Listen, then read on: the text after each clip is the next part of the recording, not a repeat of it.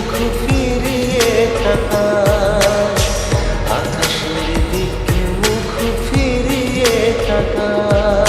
আমি জানি তুই ফিরে আর আসবি না কাছে, তবে আসলেও হাজারটা অভিযোগ আছে। তাই তোর দেওয়া স্মৃতিগুলো পুড়িয়েছি আজ, ফ্যান্সদের ভালোবাসায় করছি যে রাজ। সাপের মতো শত্রুরা মানুষ রূপে থাকে, তারপরেও আমার নামে হিংসা করে কাঁপে।